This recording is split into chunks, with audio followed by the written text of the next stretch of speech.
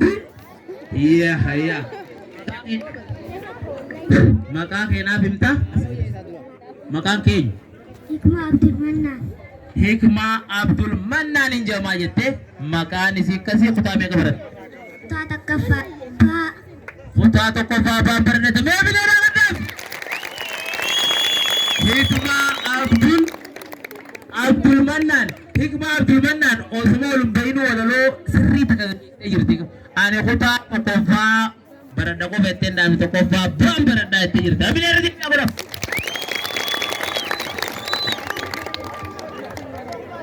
Arargee biyya bakar waaree biyya Oromoo qilxuu dachee amaddaqi warra masakar galaanaa gidila goota biyya bakar waaree tokkummaa labsitee jaalala biiftuu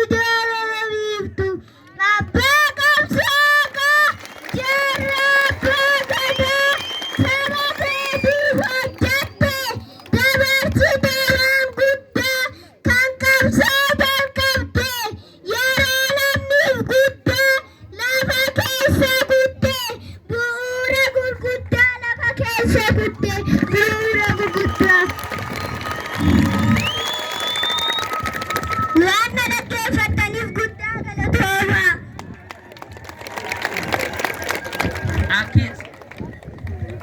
Akki jette antana goban qabu ammallee dabraatiin qabaata akkam jettan isin itti gadhu jaalattanii miti miciyyoon sanyii gootaati as baateetti harargee tuyitee bakar waaree akkasitti tuyitee miti gootota baay'ee yaamtee goota jabduudha daa'ima ganaan wal guddatu waan ta'eef maashaallaa jaabee darbaga.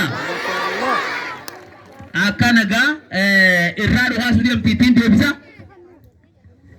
Walaloon ani isinii dhiyeessu barumsa anniisaa sammuu nama cimsaa beekumsa dabarsaa mutannoo gabbis meeshaa garaarinaa hundee nagaaginaa ibsitu dukkaanaa galmeessitu seenaa kan jabaatee barate isa qalbii barate lakkoofis fudhate ati kanaafuu dhaga'ii barnootaaf lafaa ga'ii barnootaaf lafaa ga'ii.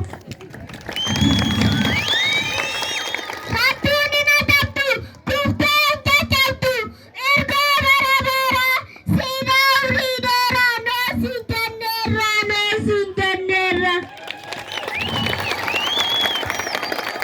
Waan na dhaggeeffattaniif guddaa galatoomaa. Bilee arraa sanaan deemtu abbaa isii barbaannu bakka kanatti abbaa isii haadha isii abbaa haadhaa bakka kanatti madaraka isii yaamaa jirti daa'imni keessan abbaa hin jirtu Abdul Wahab Abdul Mannaan Okay bakka biraa jiran jedhanii dhaamsa itti dhaamnaa fi nama jajjabaachuu qabu. Adaan taaf jettee barsiistuudha booda sitti himnati. Haya qabiyyee mina maamile namile nu bakka isaa maamile.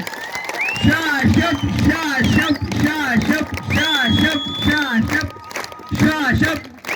Egaa isii boodanii deebisna toora kana akkam fagaanne katabanneerra. Arraga walaloon tanuma sagantaa alaa tanaatu asfiiga. Walaloon tanuma sagantaa alaa tanaa asfiiga. Tana jidduu keessumaan teenyaas naannoo kana geerin jiran amma ol ba'e asirratti barsiistu. Caaltuun barsiistuu caaltuun walaloo walaleessa hundi keessanuu gurra naaliqa isaa isin jettee jirti. Walaloo walaleessuuf deemti itti qaddu ittiin kannaa irraa qalbii mataa jalatti. Turaan dursee irraa naa kennu keessaniif guddaa galatoomaan isinin jedha. Osoo walaloo kana eegalin ani barsiistuu Caaltuu Ahmadiin jedhama. Kan inni irraa dhufee bulchiinsa magaalaa Boroodaa mana barnoota sadarkaa tokkoffaa Boroodaa.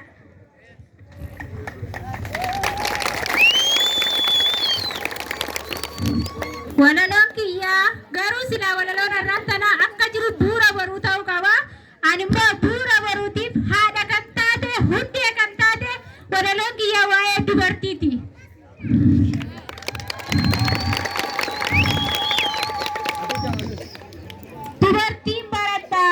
Dubartiin baradhaa. Barachuu dhabuun kun hedduu nama miidha.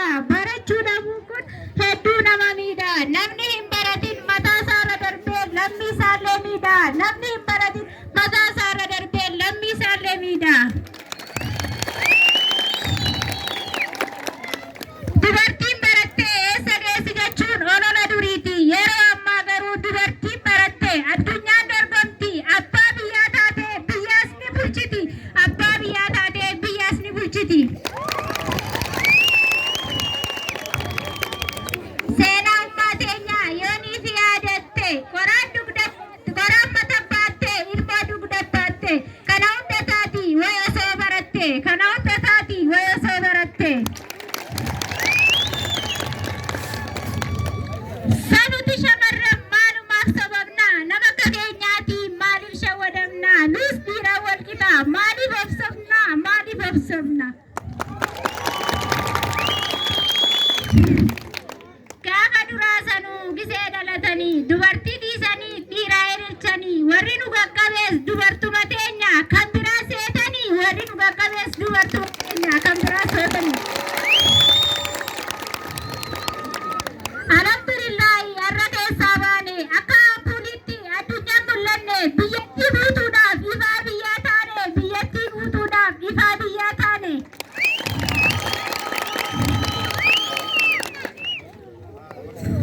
Shamarran baradhaa rakkoo gabrummaadhaa hiddaan buqqifadhaa gabrummaa injifachuuf harka ol qabadhaa gabrummaa injifachuuf harka ol qabadhaa.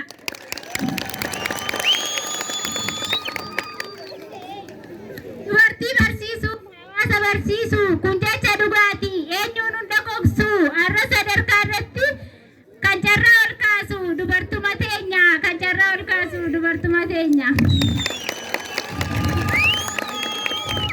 Har'a sadarkaa irra dubartiitu jira kun jecha ishiiti eenyu fuudha irraa addunyaan beeke odeetti jira biyya guutuu irraa walga'iitu jira biyya guutuu irraa walga'iitu jira.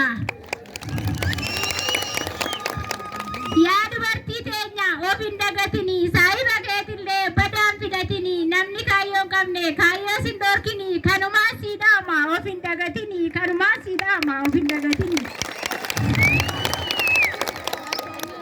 Takka jira jabtuun dubartiiti doktora ta'uudha bar kaayyoon ishiiti dubartii gadeedha saahibni ishiiti kanumaan atamti bar kaayyoon ishiiti kanumaan atamti bar kaayyoon ishiiti. Kuni ta'uu qabu irraa of baraaraa dubartii gadeedhaas gorfadhaa hadaraa ni gorfamti ishiinuu fakkeenya gaariirraa gabrummaa sammuudhaa irraa of baraaraa gabrummaa sammuudhaa irraa of baraaraa. Waanuma hundumaa itti dhaqqabanii yoo kaayyoon jiraate galmani gahanii wanta gadee yaadde abdiin kutatini of qabi hadaraa of dhiisinii of qabi hadaraa of gadi dhiisinii. Asumatti dhaabaa isinitti hin dheeressu wantoonni gurguddoon qalbii nama cabsu wantoota dubartii boodatti hambisu amma booda kaane hundeedhaan buqqisuuf hidda ishiitillee qonnee dhabamsiisuuf hundee ishiitillee qonnee dhabamsiisuuf. Hidhateetiin jira asittiin dhaabbadha isinit dheeresse dhiifama naa godha na baruu barbaannaan barsiistuu caaltuudha na baruu barbaannaan barsiistuu caaltuudha. Barsiistuu caaltuu guddaa galateeffannaa al takka irra deebi'uudhaan namilee bakka takka shaaguudha akka takka jennu. Egaa karaa iddoo saba isaanii itti noo deebii jennaanii shaashab shaashab shaashab shaashab shaashab. Amma sagalee lanaa sootu dhumaaf galtiimi ni galtiimi tokko biyya jee tokko yaamee tokko. Haya talammaffaan isinii mu bakka kan amma keessumaan dhufaa jirtu mana sanirraa kaatanii ilaa asitti as jala ol hiriirtu ol galtanii hangi qullaan nuubbaan tana siif ulaa sanyitti riivaanii murree maal jennee shaa goonee akkasitti